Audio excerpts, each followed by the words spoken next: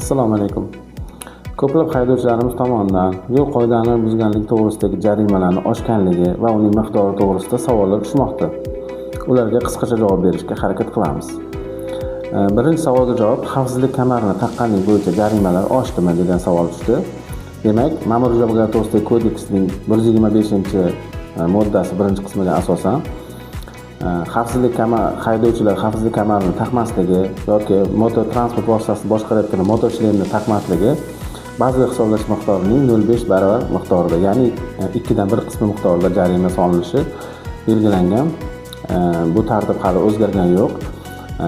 Qaysi jarimalar miqdori o'zgardi degan savolga, demak, avval ko'zda tutilgan ayrim qoidabuzarliklarga bazaviy hisoblash miqdorining 2dan 1 qismi jarimasi qo'llanilgan bo'lsa, hozirgi kunda 1 baravar miqdorda jarima qo'llanayotgan holatlari bor.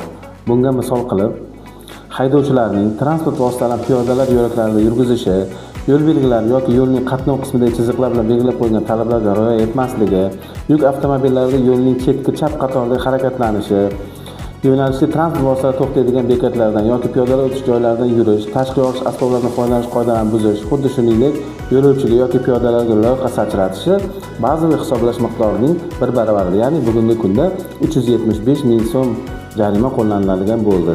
Demak, ushbu jarimalarni 15 kun ichida to'lasangiz, yarmini to'lashingizni ham eslatib o'tamiz.